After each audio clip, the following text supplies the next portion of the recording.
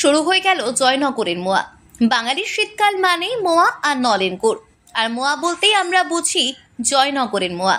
দক্ষিণ 24 পরগনায় এই জয়নগর এলাকাতেই মোয়ার চল কোনো এক অতীতে শুরু হয়েছিল, যা এখন সর্বত্র ছড়িয়ে পড়েছে। মোয়ার মূল উপাদান সুগন্ধি কনকচুর ধানের খই, যা শুধু এই জয়নগর এবং তার আশেপাশের এলাকাতেই চাষ হয়, আর অবশ্যই সঙ্গে খেজুর রস থেকে তৈরি নলেন গুড়।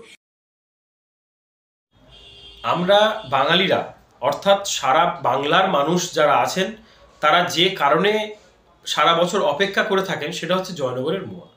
আর জয়নগরের মোয়া এই শীতকাল অর্থাৎ নভেম্বরের মাঝখান থেকে বা নভেম্বরের লাস্ট উইক থেকে শুরু হয়ে ফেব্রুয়ারি মাসের প্রথম বা দ্বিতীয় সপ্তাহ পর্যন্ত আমাদের এখানে থাকে। এবং সেই শীতকালের মূল যে বিষয়বস্তু সেটা হচ্ছে জয়নগরের মোয়া। আর এই জয়নগরের মোয়ার টানে বহু মানুষ কিন্তু জয়নগরে আসেন। সেই থেকেই মোয়ার সঙ্গে জয়নগরের নামটা জড়িয়ে তার খ্যাতি ছড়িয়ে পড়েছে।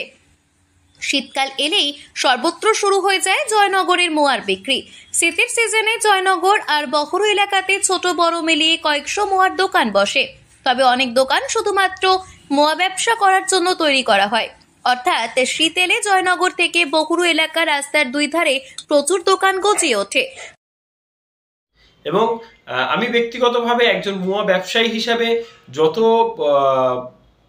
মানুষ আছেন, যারা মোয়া প্রেমী মানুষ আছেন, তাদেরকে বলবো যে আপনারা জয়নগরে চলে আসুন। আমাদের কিন্তু জয়নগরের মোয়া শুরু হয়ে গেছে।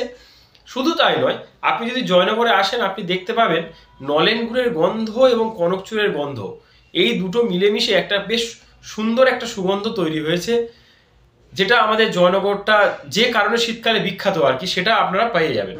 এবং এটা বলতে চাই যে জয়নগরের মোয়া কিন্তু শুরু হয়ে গেছে, এখন অরিজিনাল গুড়ও পাওয়া যাচ্ছে। শুধু তাই নয়, কনকচুর ধানের খই দিয়েই কিন্তু এটা তৈরি হয়। তবে এর মধ্যে জয়নগরের বেশ কিছু পুরনো মোয়ার দোকান রয়েছে। এই সমস্ত দোকানের বৈশিষ্ট্য হলো ক্ষীরের মোয়া সাধারণ মোয়ার থেকে এক পাক একটু আলাদা। মোয়া করার পর ওপরে খোয়া ক্ষীরের গুঁড়ো ছড়িয়ে দেওয়া হয়। মোয়ার দাম 360 টাকা কেজি। 500 গ্রামের বাক্সে বিক্রি হয়। একটি বাক্সে 10টি মোয়া। আর শীতে জয়নগরে মোয়া ছাড়া নলেন গুড়ের পাটালি, বাদাম চাক আর নলেন গুড়ের রসগোল্লা মিলবে। দক্ষিণ 24 পরগনা থেকে সুমন সাহার রিপোর্ট, লোকাল 18 বাংলা।